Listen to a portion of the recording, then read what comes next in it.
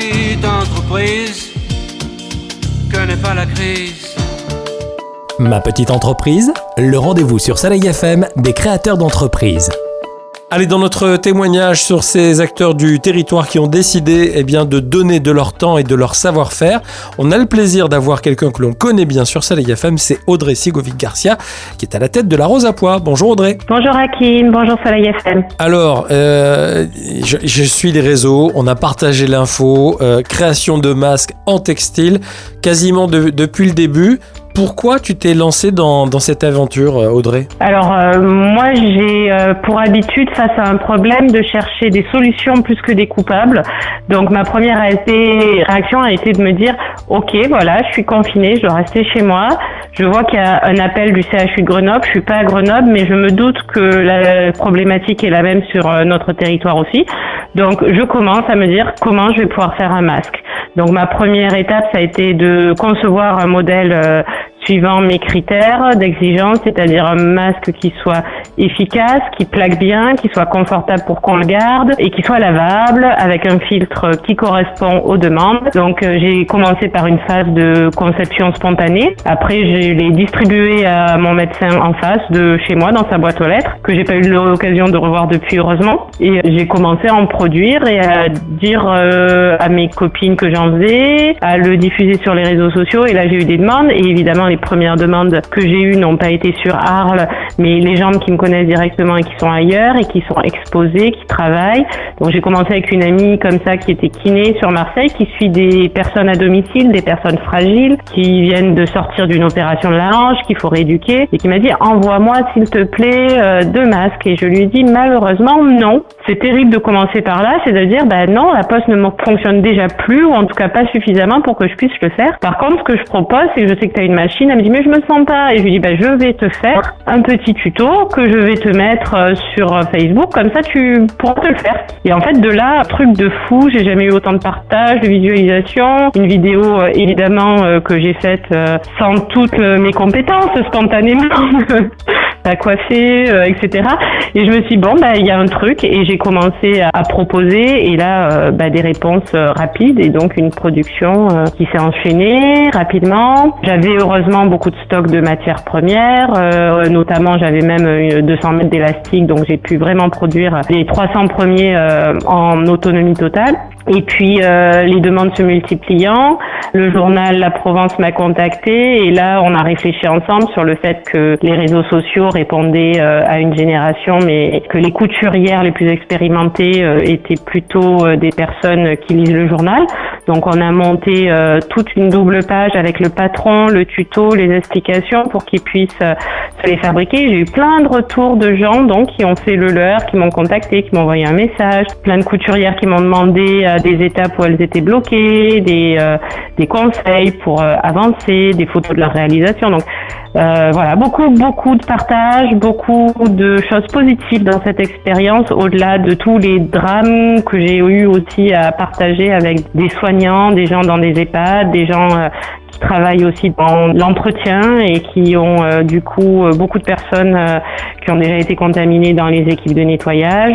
Voilà, des expériences diverses et variées qui m'ont poussé et qui me portent depuis le début. Alors au début, livraison, 300 premiers masques, tu t'as parlé de certains exemples, le corps médical bien entendu en premier lieu, mais pas que, parce que tu as pensé aussi aux gens qui étaient exposés et qui font fonctionner la machine de la consommation, c'est-à-dire par exemple les hôtes et les hôtesses de caisse. Alors les caissières, pas vraiment en fait, parce que les caissières ont très très vite été soulagées par leur propre structure. Et par contre, les gens qui sont dans les rayons, qui font de la mise en rayon, qui conseillent les gens, qui renseignent, qui sont à l'accueil, donc des petits producteurs aussi qui sont confrontés à d'autres systèmes de livraison que le marché et qui rencontrent du coup plein de gens sur leur chemin. Et oui, il a fallu répondre parce que à un moment donné où les CHU n'étaient pas encore en demande et même étaient plutôt dans le refus des propositions, ces gens-là, eux, étaient en demande et étaient en peine d'en trouver puisqu'on n'avait vraiment aucun système de distribution possible. Donc ça a été dans mes premières demandes, des EHPAD aussi,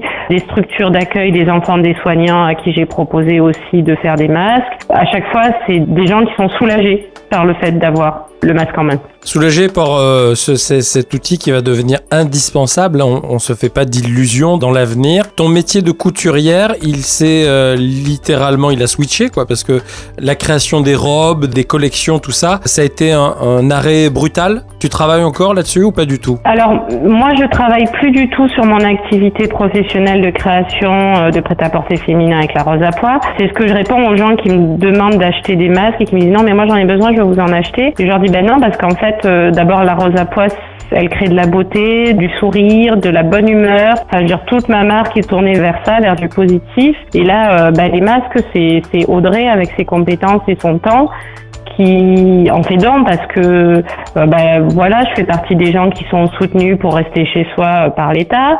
J'ai du matériel, tout ça, ça dort. Je vais pas produire des collections que je ne peux pas vendre.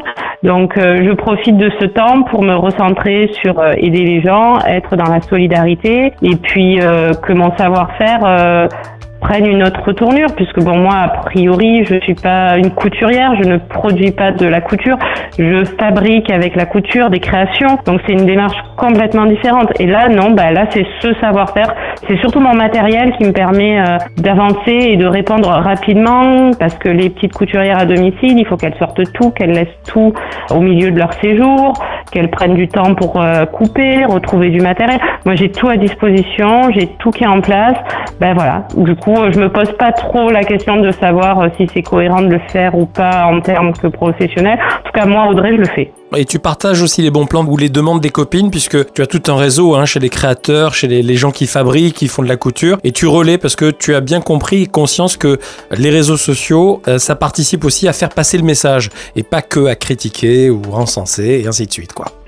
Oui, alors tout à fait. Alors ce qui s'est passé aussi très rapidement, c'est que moi j'ai un grand réseau, mais qui est pas sur un territoire très borné, puisque comme je me déplace beaucoup en professionnel sur des salons, je rencontre et des créateurs de partout et des clients de partout. Donc du coup, on a très très vite identifié avec les autres copines créatrices sur le territoire français que nos demandes étaient très très mal réparties, puisque moi j'ai des demandes de Bordeaux, à Grenoble elle a des demandes de Lyon, à Lyon elle a des demandes de Marseille.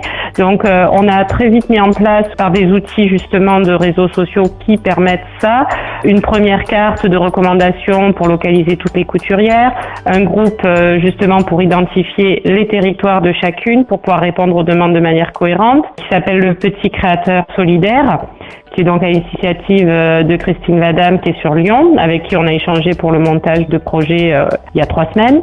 Et sur Arles, une initiative qui s'est montée par 2 jeunes femmes qui sont pas couturières professionnelles mais qui pratiquent la couture pour le plaisir et qui ont monté donc les Arlésiennes masquées, Magali et Séverine, avec qui je suis en contact régulier si ce n'est quotidien, qui ont permis de récupérer des tissus de très bonne qualité pour continuer. Donc là, moi, depuis, je travaille avec tous les intérieurs en tissus qui ont été fournis par la blanchisserie de Camargue. Donc, c'est des draps hyper costauds qui sont hyper doux sur le visage pour pas irriter parce qu'on peut pas faire n'importe quoi au contact du visage des gens. Elles ont récupéré des donations de tissus Soleillade. Donc, on travaille tous les extérieurs pareil. C'est du tissu de qualité qui irrite pas les gens. Voilà. Moi, je travaille après avec mes inserts en modal parce que c'est ce que j'avais dans ma collection et ça fait partie des inserts qui sont cohérents avec les besoins du produit. Puis après, voilà, le réseau social qui permet aussi, comme tu l'as dit, de partager des trucs et astuces parce que quand on récupère un élastique, c'est pas forcément l'élastique idéal. Donc moi, j'ai essayé de les couper pour les mettre au bon cote. Je me suis rendu compte qu'il y avait une manière de le faire, donc je partage l'astuce. Ce matin, je me suis dit, tiens, je vais présenter aux autres Arlésiennes masquées mon plan de coupe pour rentabiliser le placement du patron sur un papier, pour celles qui n'ont pas l'habitude de le faire et qui doivent avoir beaucoup de chutes peut-être pour rien. Et d'autres vont dire, moi je mets en place des points de récolte en centre-ville, je vous dis où c'est, je le dis régulièrement, je dis qu'est-ce qu'il y a, je dis de quoi on a besoin. Donc voilà, il y a beaucoup de choses qui se font. Et en effet, pour une fois, la toile des réseaux sociaux est un tissage positif qui construit quelque chose et qui détruit rien. Et on va partager ça sur le site de la radio, puisque c'est vrai que ça fait peur, hein, Internet. Et pour certains, tu l'as dit, il y a une classe d'âge qui ne va pas, ou même des fois des plus jeunes, qui ne va pas sur les réseaux sociaux, mais qui va encore visiter les sites Internet ou écoute la radio. Et donc, on partage le message. L'idée, quand même générale, c'est concentrez-vous sur votre localité. Un petit message aussi pour les couturières dites du dimanche, qui font ça pour la maison, pour eux, pour leur plaisir et tout. Certaines initiatives se sont lancées ici ou là. Tu encourages également ces initiatives à partir du moment où c'est pragmatique et on ne fait pas n'importe quoi dans n'importe quelle direction. Hein. Oui, tout à fait. Et sur Saint-Martin-de-Crau, donc moi je ne suis pas en lien puisque malheureusement on est en distance trop importante. Vous avez un groupe Facebook qui est très efficace et qui est très bien organisé aussi, qui s'appelle Mobilisation des couturières saint-martinoises contre le Covid-19. Bon, on partage de toute façon, ne vous inquiétez pas, amis auditeurs. De toute façon, des initiatives, il y en a partout comme ça. Bravo en tout cas Audrey. On aurait pu parler de plein de choses parce que le confinement a amené de belles choses dans ta cellule familiale. Ça se passe bien aussi pour toi sans rentrer dans les détails en ce moment? Ben oui, moi ça se passe bien parce que j'ai la chance d'avoir un habitat correct avec un petit extérieur, il fait beau. Je prends du temps pour me recentrer du coup sur la scolarité de mon fils qui est pas très compliqué, donc ça aide aussi. Et du coup, on se fait des petits moments d'équipe tous les deux à faire des vidéos. Il a monté sa petite chaîne YouTube et il fait une émission qui s'appelle Passe-temps. Voilà. Si vous avez 3 minutes, vous pouvez voir une vidéo en tapant Passe-temps sur YouTube. Et on partagera le lien en direct. Audrey, merci de ce temps que l'on a partagé. À chaque fois, c'est toujours de belles aventures humaines. À chaque fois qu'on a l'occasion d'échanger. Et donc, on a bien compris, de la matière, il y a, de l'énergie, il y a, et on te suit puisque l'aventure n'est pas terminée, quoi. Oui, on continue et avec le sourire surtout.